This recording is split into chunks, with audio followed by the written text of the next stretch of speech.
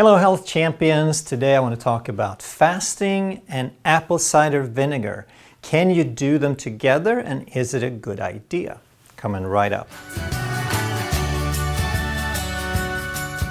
Hey, I'm Dr. Ekberg. I'm a holistic doctor and a former Olympic decathlete. And if you want to truly master health by understanding how the body really works, make sure you subscribe and hit that notification bell so you don't miss anything. The reason people are looking into lifestyle changes more so in recent years is that our degenerative diseases are through the roof. We spend more money on so-called healthcare than we've ever had, but we keep getting sicker and sicker and sicker. So things like obesity, which isn't necessarily a disease in itself, but it's related to a lot of other processes. Then we have type 2 diabetes, we have hypertension, cardiovascular disease, arthritis, stroke, and then we have neurodegenerative diseases like Alzheimer's and Parkinson's. And what do all these have in common? It's that they are related to insulin and insulin resistance and metabolic syndrome. And what makes it so important to be aware of this and to understand these mechanisms is that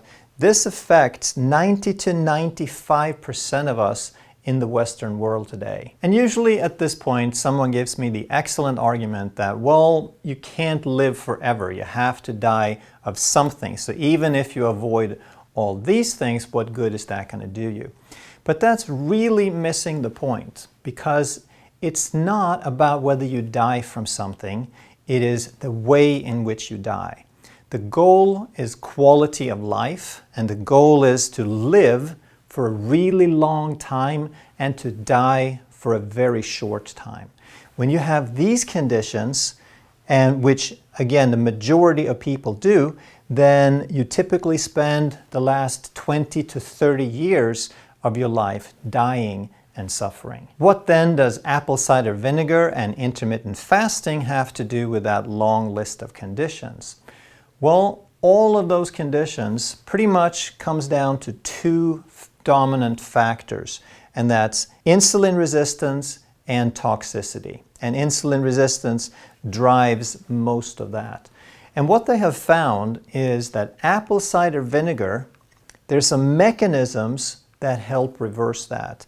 So in recent studies, they found that if you take a bunch of people that are insulin resistant and obese and type 2 diabetic, and you just give them 1 to 2 tablespoons of apple cider vinegar per day, and you don't change anything else, then you're going to lower their insulin levels. You're going to make them more insulin sensitive. You're going to reduce their belly fat. You're going to lower their blood pressure, and you're going to lower their cholesterol, among other things. So this is so closely tied into the mechanisms of everything that we saw on that previous page. And the good news is apple cider vinegar does not break the fast.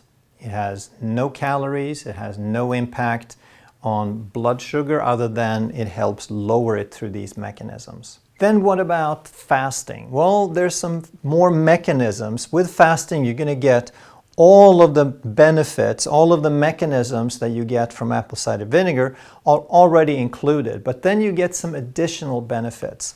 And the main one is going to be increase in human growth hormone. That anytime you fast, human growth hormone is going to start climbing. After 12 hours, it's already significantly elevated. And after 3 days, I think it's up to about 5-fold. And after 7 days, it kind of plateaus and stays at a high level. Another hormone that increases is brain-derived neurotrophic factor, which is like nutrition. It's like fertilizer, miracle grow for the brain. And this is important whether you're going to learn something new or whether you're going to repair some damage. So if you're a student or if you just want to be mentally sharp, then these two hormones is what allows you to make new connections and incorporate new knowledge. If you have a concussion, then these two hormones in conjunction with autophagy is the best way there is to start cleaning up and healing and repairing that concussion. And autophagy is a mechanism that kicks in when we don't eat. When you stop putting new nutrition and resources into the body, then your body has to get much better at using the resources that are already there. So it upregulates the recycling team and it starts going out looking for debris, old dead cells, red blood cells, tissue that's just kind of sitting around like loose skin. But also immunity goes up because some of those leftovers, some of those resources, the protein that it's trying to recycle is virus and bacteria, yeast and fungus. So you're upregulating your immunity as well. And if you go long enough, you're also going to increase stem cell production, which is associated with longevity and really sort of foundational repair. If you want to go back and repair a tissue and kind of bring it to a younger age, at an earlier point in time, that's what stem cells can do. So let's talk about how to approach this. That in research, they very often, in placebo-controlled, double-blind research, they often try to just change one variable. And that's how they know how that variable relates to the findings. If they change two variables, they don't know. And that's fine with research, but I'm not a big fan of doing this when it comes to your health, when you are trying to take care of yourself, because you are an organism, you are biology, and you are influenced by thousands of different factors.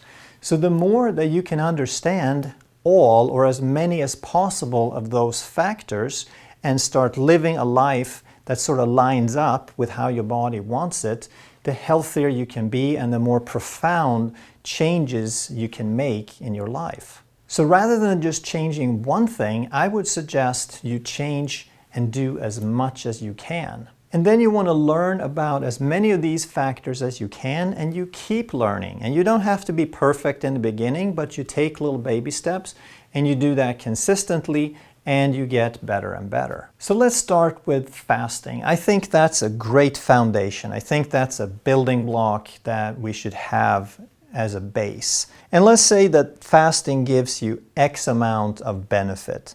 Well, why would you stop there if there are other things that you can do? So let's say that you add low carb. Low carb makes it easier to fast. It keeps the insulin down. Once you start fasting, you get into your fat burning and your autophagy much, much faster. So if you add that, now there's a multiplication effect. Then there's more things. You can add meditation to reduce emotional stress and cortisol.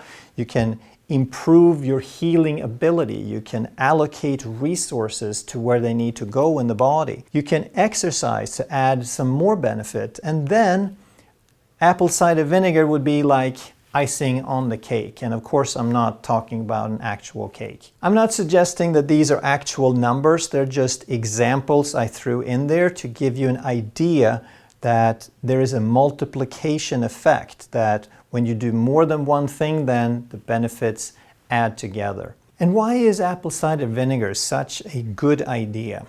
Because typically you get out of something in proportion what you put into something. So all of these, the fasting, low carb, meditation, and exercise, they're commitments. They're going to require you to restructure your life a little bit. You're going to have to make commitments. You're going to follow through. You're going to change some things.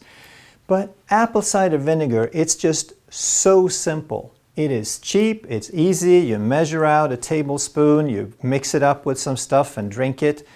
And if you could get any benefit from something that simple, then why wouldn't you do that? If you enjoyed this video, make sure you also check out that one. Thank you so much for watching. I'll see you next time.